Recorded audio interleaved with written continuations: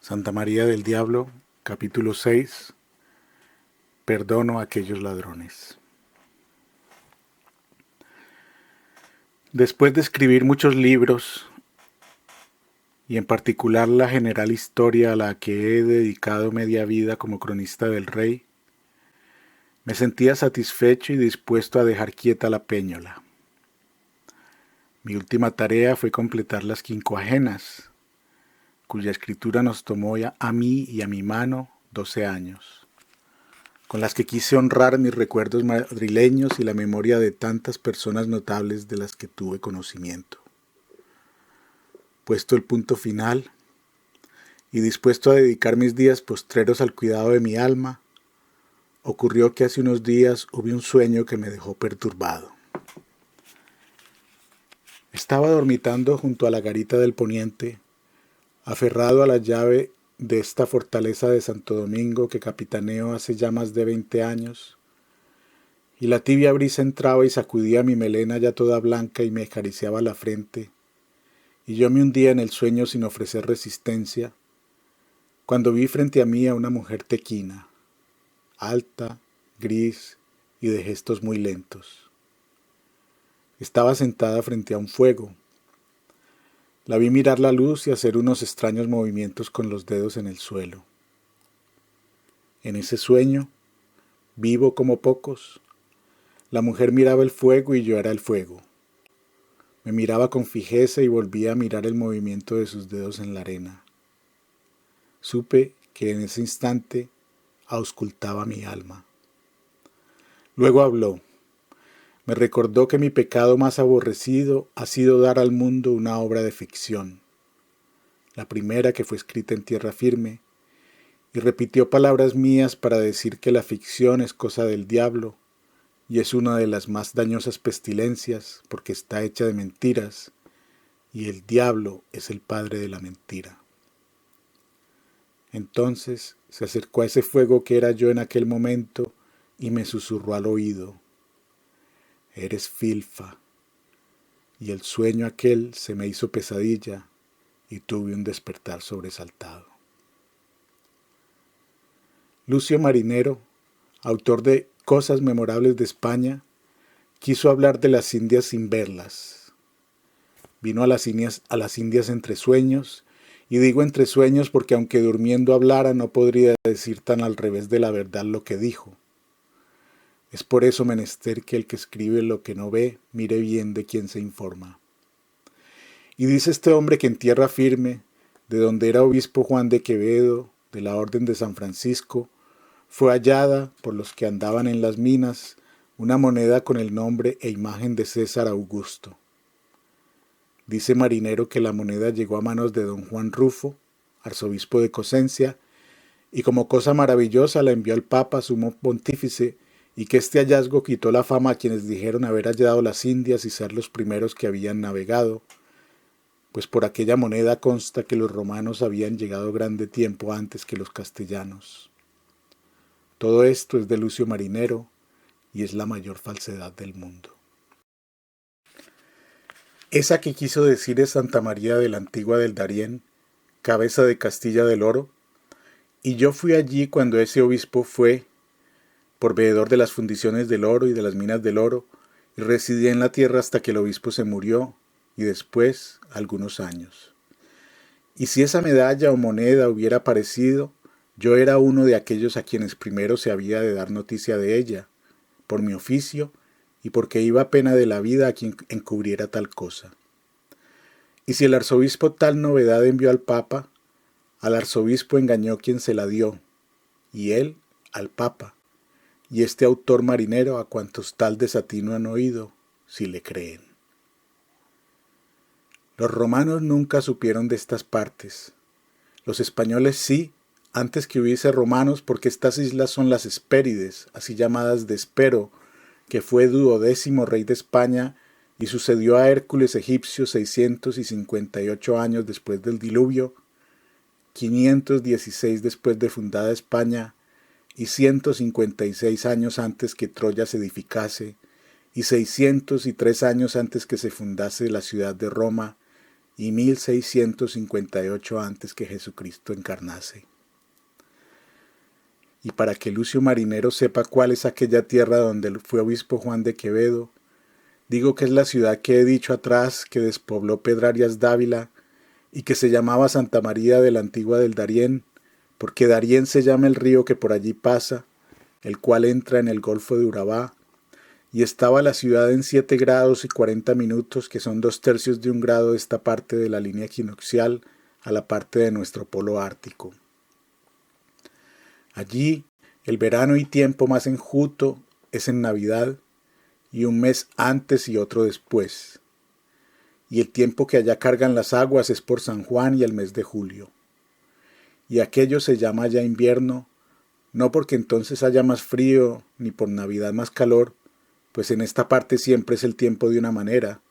pero porque en aquella sazón de las aguas no se ve el sol así ordinariamente, y parece que aquel tiempo de las aguas encoge a la gente y les pone frío sin que les haya. En esta tierra de cueva hubo buenas minas y anduvieron asaz cuadrillas y se sacó mucho oro en el tiempo que yo estuve allá. Aquella particularidad de minas es cosa mucho para notar,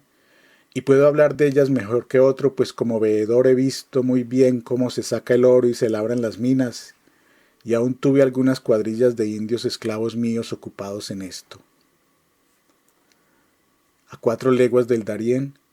y a 3 más o menos desviado de la infeliz ciudad de Santa María de la Antigua, se cogía oro y muy bueno, de 22 quilates y más, y cualquier pedazo de tierra era propicio para encontrarlo, y aún en los ríos con bateas no era difícil extraerlo. Algunas veces se hallaron granos grandes y de mucho peso sobre la tierra y debajo de ella. El mayor de todos los que en aquellas tierras de India se han visto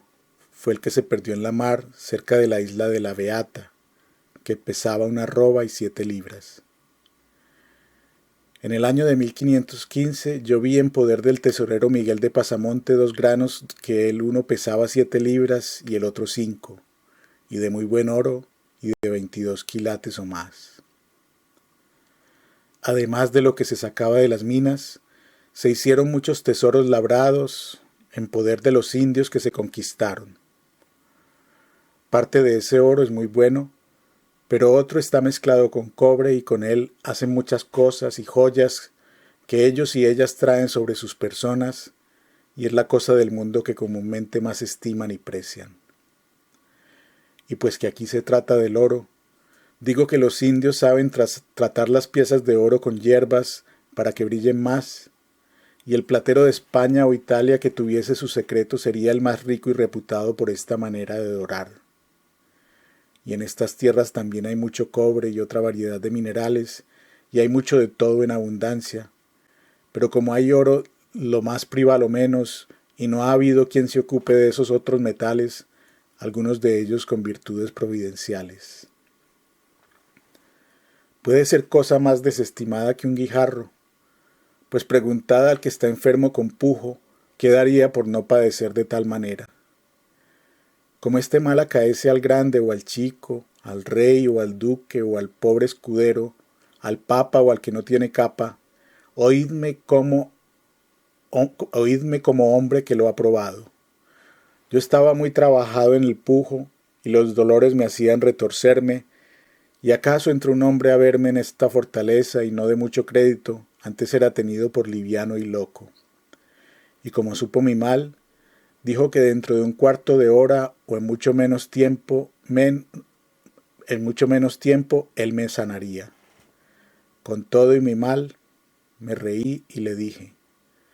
decidme, ¿cómo he de curarme? Que los niños y los locos algunas veces dicen verdades.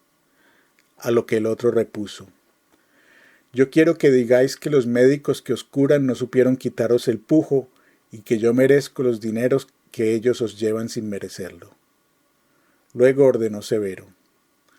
traigan un guijarro menor que el puño cerrado de la mano, y lávenlo de manera que no quede en él tierra pegada, sino muy limpio,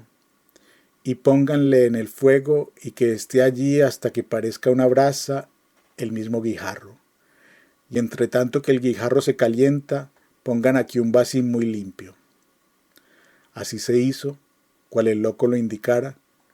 y vino el guijarro que parecía ascua y lo puso en el bacín, y trajeron un poco de muy buen vino blanco de Guadalcanal, con lo cual fue rociado el guijarro. Y me mandó a sentar en el bacín, a que recibiese aquel humo que salía del guijarro y del vino.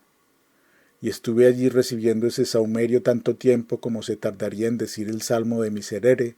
con la mayor pena del mundo, hasta que no lo pude sufrir más y me levanté, pero sano, y se me quitó el pujo totalmente, que más no le tuve. Parece poco el guijarro que dio a Golías en la frente para quitar temor al pueblo de Israel. Ninguna cosa se debe subestimar, y sabiendo usar los materiales salen los efectos perfectos y de grande estimación. Pero volvamos a lo que decía. Fue opinión del almirante, primero don Cristóbal Colón, y de otros cosmógrafos modernos, que hay un estrecho de agua desde esta mar con costa en tierra firme, que acá llamamos del norte, a la del sur o austral. Y aquel estrecho que hay le halló el capitán Hernando de Magallanes, pero acá, en estas otras costas de tierra firme no se sabe que le haya, sino estrecho de tierra, no de agua. Y este es el paso o traviesa que hay de nombre de Dios a Panamá, o desde Careta o Acla al Golfo de San Miguel, que fue por donde el adelantado Vasco Núñez de Balboa descubrió la Mar del Sur. Y asimismo se sabe que desde las sierras de Esquegua o Urraca, que están entre la una y la otra mar, puestos los hombres en las cumbres de ellas, si miran a la parte septentrional se ve el agua y la mar del norte de la provincia o costa de Veragua, y mirando al lado opuesto, a la parte austral o del mediodía, se ve la mar o costa del sur, en provincias de aquestos dos caciques de Esquegua y Urraca. Esto es lo más estrecho que hasta el presente se sabe de esta costa de tierra firme. Pero es tan doblada y áspera la tierra por allí, que para andarla a los hombres sería muy más largo y trabajoso camino que el de Panamá a nombre de Dios, puesto que este otro es asaz áspero y malo, y de muchos montes y boscajes y cumbres muy dobladas, y muchos valles y ríos, y espesísimas arboledas, y tan dificultoso de andar que sin mucha fatiga no se puede hacer. Y lo mejor de este camino es lo que se camina por dentro de los mismos ríos, y algunas veces con mucho peligro por las súbitas crecientes, porque hay partes en que sin salir del agua han de ir una legua o dos entre dos montañas altas, y si en aquel tiempo llueve, como es presto el crecimiento de los ríos, a causa de las muchas acogidas y arroyos que se multiplican, en poco espacio de tiempo crecen tanto que se suelen ahogar algunos, en especial los que porfían a caminar e ir por el río todavía, porque en cesando de llover desde a poco desmenguan los ríos. Y el remedio de esto será que así como se ve que el agua crece o llueve, se deje de caminar, y se salgan del agua, y se suban a lo enjuto, en la una o en la otra costa del río donde mejor disposición puedan haber, hasta que el tiempo mejore para seguir el camino. Yo he caminado 2 veces a pie esta traviesa de mar a mar, en los principios, antes que lo pudiesen andar caballos, y después lo he andado a caballo algunas veces, y hallo que desde nombre de Dios al cacique que llaman Juanaga, alias Capira, se pone 7 leguas, y aún cuasi 8, y desde el Capira al río Chagre se ponen otras 8, así que son 16 leguas, y allí se acaba el mal camino, y desde allí a la puente Admirable hay 2 leguas, y desde la puente otras 2 a Panamá. Este es el que llaman Camino Viejo. Se espera que en adelante, con la voluntad de Dios, ha de venir por el Mar del Sur la especiería a Panamá. Como es muy posible, es muy grande el aparejo y disposición que hay para traerla al Mar del Norte, a pesar de las dificultades del camino. Porque desde Panamá hasta el río Chagre hay 4 leguas de buen camino, que pueden andar carretas cargadas, y llegados allí se podría embarcar en barcas, porque el río sale a esta mar del norte pocas leguas abajo al occidente del puerto de Nombre de Dios, en el que llaman Río de los Lagartos, porque hay muchos de ellos. Cuando eso ocurra, el viaje será reducido en 7.000 leguas, y de 3 partes el viaje se abreviará a 2, y Dios parece ayudar para que así sea. No es para dejarse de notar una singular y admirable cosa que yo he colegido de la mar Océana y de que hasta hoy ningún cosmógrafo, ni piloto, ni marinero, ni algún natural me ha satisfecho. Todos los que dan noticia de las costas del mar Mediterráneo sabrán que en sus costas la mar mengua y crece solo un poco, conforme a las mareas menguantes y crecientes. La misma mar Océana mengua y crece muy poco en la costa que mira al norte de tierra firme, ni en las islas Española y Cuba y todas las otras que en dicho mar están puestas. Y a pesar de ser así, y aquí viene lo admirable, el mismo mar Océano en la costa del mediodía o austral de la misma tierra firme, en Panamá y en la costa de levante y de poniente de esta ciudad, y en la isla de las perlas que los indios llaman Terarequi, y en la de Taboga, y en la de Otoque, y en todas las otras de la dicha mar del sur, crece y mengua tanto que cuando se retrae casi se pierde de vista, lo cual yo he dicho muchos millares de veces. Entre las dos mares no hay por tierra más de 18 leguas, así que todo es el mismo mar, y sin embargo se comportan de manera tan distinta las mareas que hasta ahora nadie me lo ha podido explicar. Y a falta de respuesta de mortales, me basta con saber y creer que el que lo hace sabe eso y otras muchas cosas que no se conceden al entendimiento de los mortales, y en especial a tan bajo ingenio como el mío. Tantas leguas he andado peregrinando por el mundo, y tanto he visto de él, que la vida no alcanza para dar testimonio de lo hecho por la mano de aquel maestro del universo. Innumerables tesoros han encontrado en España por causa de estas Indias, los que cada día entran y los que se espera que entrarán,